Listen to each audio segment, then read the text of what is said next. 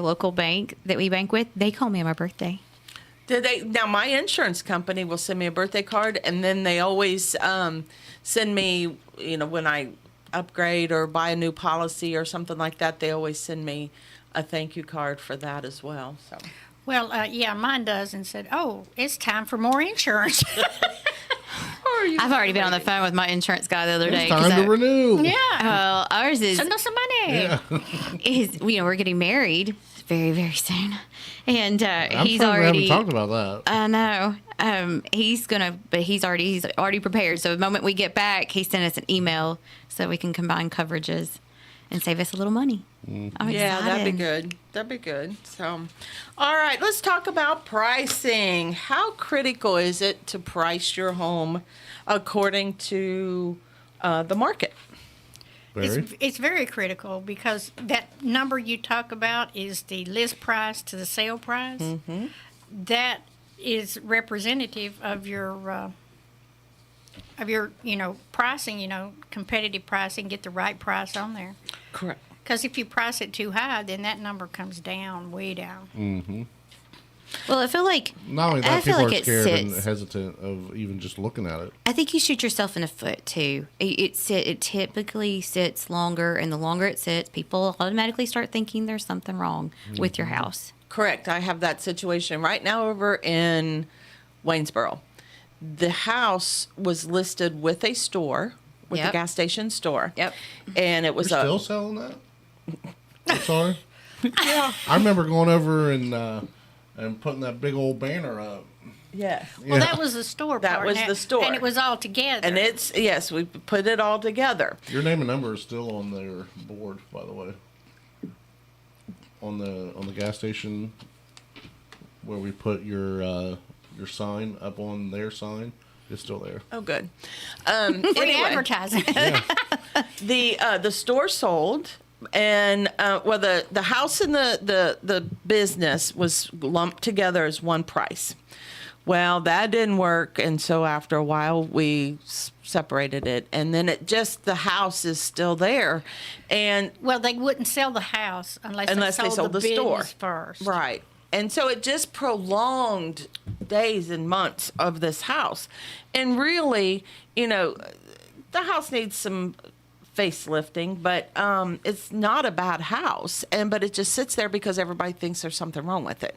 And, so it just, they shot themselves in the foot by combining them and being on the market that long. And then you could, a little insight. You always want to leave room for, negotiations. But you see some of these houses out there that that are just extremely overpriced, and you wonder to yourself, it's like, I wonder if that agent just did that out of ignorance or just to appease the sellers, and that's what they wanted out of it, and so that's what they're listing it for, and it's actually hurting them in the long run because they don't want to have that hard conversation. Correct.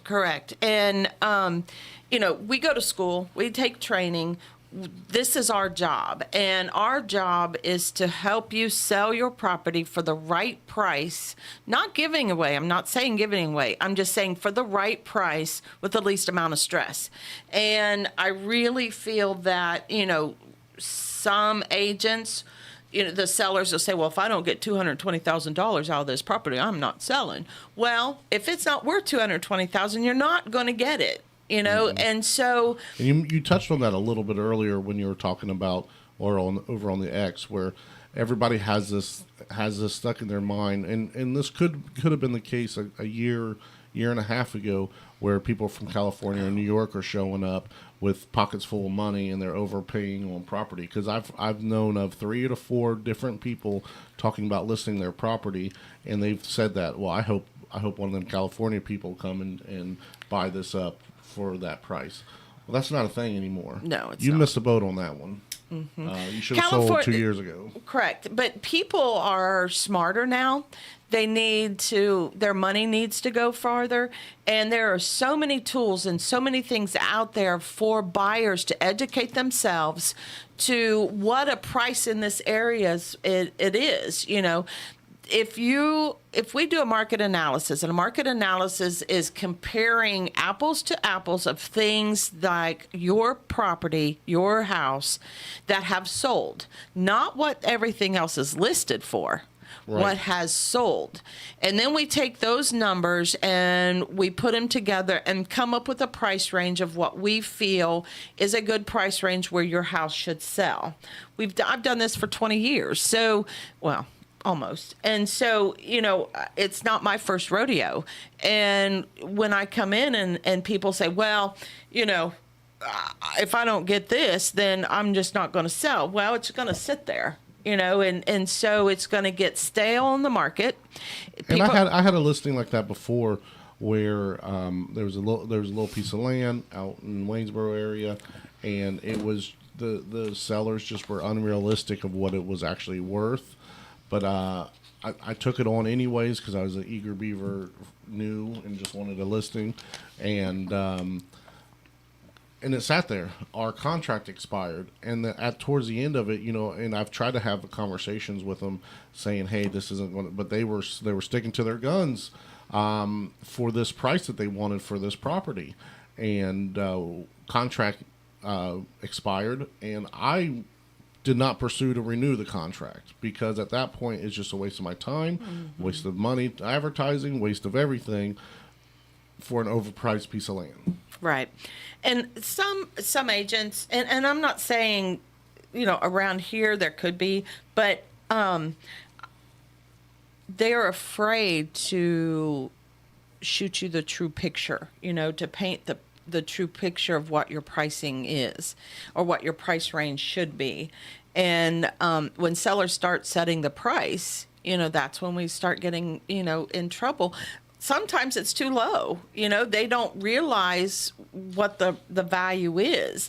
And then sometimes it's too high. And so you've just got to be careful in pricing your house. It's just really critical to get that price range in the ballpark. I use at least three different softwares to pull from. And then I even go on just personally and just start looking because sometimes even the other softwares don't even pull houses. And I'm like, well, there's one that's very similar and almost identical to what I have that didn't even, the technology didn't even pull. And that's like it was probably my number one comp. Mm-hmm. And so, I take in and I average like, okay, this one says this one says this, and this one says this amount. And then you kind of look at them and you have a ballpark figure of going, it's between this and this. Mm-hmm. Let's meet somewhere in the middle so we have a little room to negotiate. And this is where we need to be at. Correct. And so, because like Nathan said, if you overprice, it's going to sit there. I know I've talked to some other people and, before where they've really overpriced it. And I'm like, look, you're really going to hurt yourself. And I've seen it firsthand. Now I'm getting better on the listing side. and I'm seeing it now personally where it is super, super important to list it right on. And as agents, we need to be okay with bursting people's bubbles, for lack of a better term. It's no more sugarcoating. It's not. People. It's just educating. Educate. That's what we do. We.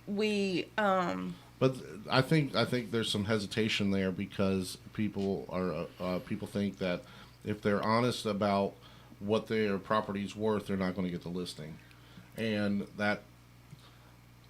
At this point, when you get so busy and you have so many things going on in the skillet at one time, I don't want to waste my time with overpriced properties. So if we can't come up with a fair price, I don't want the listing at this point because all you're going to do is cost me time, cost me money. And then you're going to get angry at me because your house isn't selling. Or nobody's showing it or nobody's seeing it or. And I'm doing everything I can because.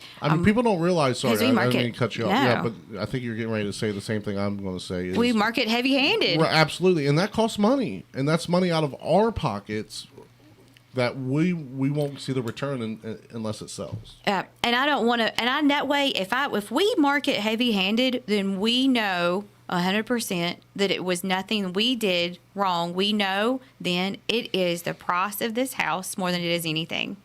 unless there's like some major stuff going on with the house. Correct. And right. you can't control, because some people just don't have the money to go in and Right. and gut a house. So sometimes it is the state of the house. But that's the pricing then should reflect that. Of course. Yeah. Correct. But then so many people nowadays don't want to take on a remodel. I see that a lot more. Right now, one of the most popular price points is between $200,000 and $250,000, and there is very rarely ever a house in that price point right now that you're going to walk in and not have to do nothing. That's Yeah. true. There's always going to be a little something. All you're doing, you got to just find the one that you can that you want to do the work on. There's always going to be something that you're going to want to do. Yeah. It's just not turnkey. All right. What's some other things that you have on your little sheet here? Before we get on to that, I seen where the Advocate had posted that list of everybody. Yeah. And Miss Holly is on that list.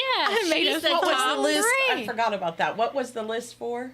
It was professional services, and it was real estate agents.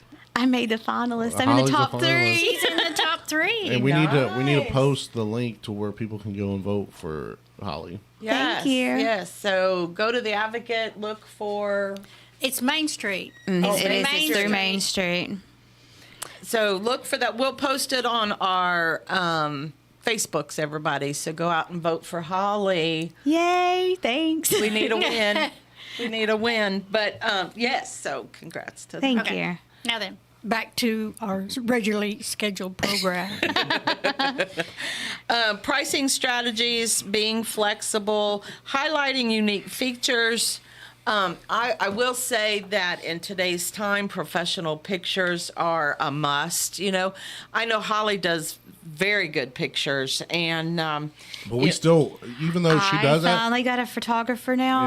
Yeah. After because Okay, will we you please lost our share photographer. him? I know we did, and it's been hard trying to find somebody to replace him. Yeah, so God I bless do his- have a new photographer. I'm fixing to try him out. I'm quite excited. I've seen his work, so I'm really excited to start working with him. Does he have a Good. drone? He does. He also does drone work. He actually knew Danny very well. So he's from Alabama, but he will come up here just for help to help me out. I'm Very sure he good. will help our company. Good. So I think the things that the sellers can fix or do themselves is to make sure that, and this helps with pricing as well. If you go in and it smells like cat pee, people aren't going to pay that price. No. Because to get cat pee or dog smells out, It's not necessarily those smells that's in there. well. well, just basically what they're saying is The smell, yeah. have it clean, and make it smell good. I went in- We showed a couple houses, and their agent must have prepped them, or they did a lot of research on what they need to do to sell a house. Because we walked in, there was the aromatherapy mist stuff. And music playing in the Little background. music Mood plays, music. and then a fresh pan of cornbread Cornbread. sitting on the stove. I'm And I wanted some of that cornbread. I tell you what, but- I told the agent, I was like, you got some great sellers right here, and just really praise them because they're doing exactly what they need to do to sell that. Unfortunately, And the you know- house didn't work out, but it is what it is. But It's amazing. A seller has to sell a house twice. They have to or an agent has to sell the house twice. They have to make it attractive and market it to agents because we have buyers that we need to encourage them to see this property. And so not only are we marketing it to buyers, but we also need to market to real estate agents so they will show that property. And just like that, you're going to remember that property. It's going to be in the back of your head always.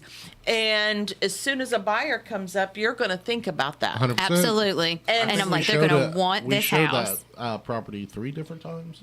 It was just it was just a little small. Now, I showed a house last week, and the smell of animal aroma would knock you over. You walk in that door, and my eyes were literally burning. And I don't couldn't. understand how. I guess people that live there and selling. Well, it was vacant. Oh. And I'm like, it was priced fairly low, but you're going, are you ever going to be able to get the smell out of this house without ripping out floors and replacing ductwork, because it's that bad. There was a guy that had a house trailer years ago, and the people that lived in it, that rented it from him, they were sick and everything, and they had dogs and cats, and so you can imagine how it smelled. And he was so worried about how to get that out without ripping everything out. So we told him that charcoal would help with that. So what he did, he scattered charcoal all through the house. He took the carpets and everything out, got it down to the bare subfloor, or got it down to the bare floor, and scattered that charcoal, let it set, went back in, cleaned that up, and done it again. And it got that smell out. Huh. I didn't know that. I did buy my new listing that I have right now. They were smokers, and it's just, you can smell it when you're a non-smoker and you walk into a smoking house. When you're a smoker, you can smell it.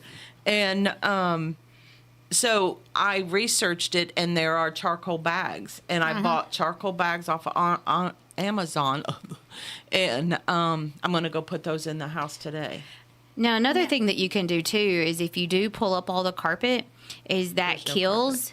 If you're having to put down new flooring, if you will use the Kills paint primer, whatever that is, and you put that we did down, that on the float. It does amazing. It covers up all of that smell too. Yeah. And you're gonna laugh. Vinegar. Yeah, that's what I knew. You take a small, shallow bowl, a glass bowl, and put vinegar in it throughout your house, and that absorbs odor. Nathan would die. I can't do vinegar. I can't do it. It just makes me gag.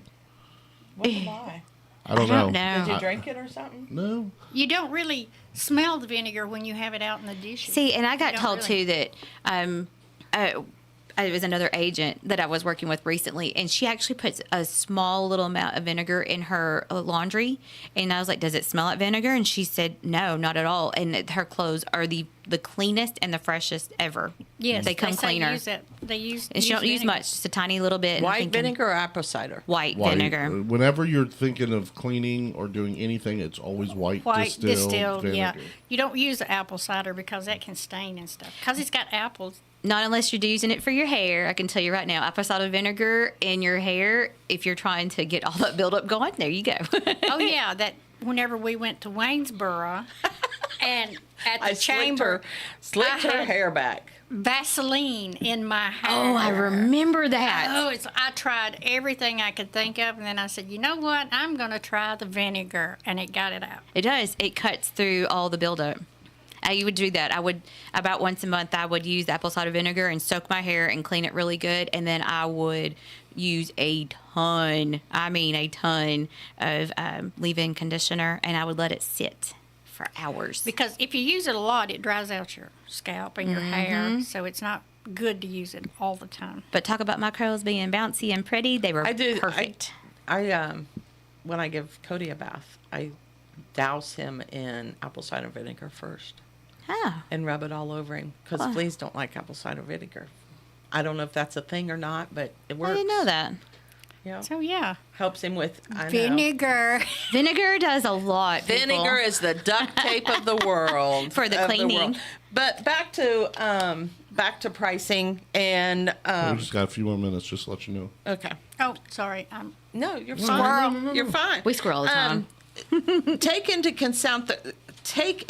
account the current market. Wow. English is hard today. It is. Take into account the current market conditions, such as supply and demand, such as interest rates. Those types of things are going to fluctuate your price ranges. Just know if you're in those $400,000, you're going to sit on the market for a little while. You may get lucky and a buyer will come and snatch it up, but for the most part, when I was looking for anything over $325,000 right now, you're going to sit for a minute. Yep. I agree with that. And then pay attention to to me, I've learned now to really pay attention to the price of square footage. I do like what is, like how much square footage and what do you pay per foot. I noticed that roughly probably averages I would say probably about 150, 160 is probably average. Yeah. That low? Really? Yeah, unless you get brand new houses. Brand new houses push closer to 200. I mean, if you go build a brand new house, it is 200 a square foot. Oh, at least. And that's probably for a custom build. You were pricing new home builds. They were more than 200. But now you got to Oh, take yeah. into consideration too if it comes with a bunch of land, and Sure. all of that factors in. But I'm just saying, if you're just trying to ballpark it, probably average, just to kind of get a general idea. But it could go up and it could go down depending on the kind of how much land you have and the quality of your house. The other thing that we do is if the house is staying on the market, and we do another CMA, a competitive market analysis report. Comparative. Yeah. What did I say? Competitive. Oh, yeah. I mean, it is Comparable. kind of. It is. But we want to make sure that we're still on target, because prices fluctuate. The market's And always the ever market's changing. changing. The only thing consistent about it is that it changes. Now, the problem with that is, let's say, it's very hard to go up in price if you have something on Correct. the market. Correct? So, But your price range should reflect, it should be within that. But let's just say this is a presidential year. Presidential year is notoriously for being slow. We are slow. Interest rates are high. And Gas is high. Groceries are high. yeah, last night the gas prices shot up. Like towards it, we took Holly's mom to the hospital last night. She's doing fine. Everything's fine. But on the way back from the hospital at midnight, it was like $3.40 in the Leoma. I'll tell you what happened to Homer yesterday. He was going to get some gas and for his lawnmower, and the price was $3.14. He went in and paid, and then come back out, and it was $3.29.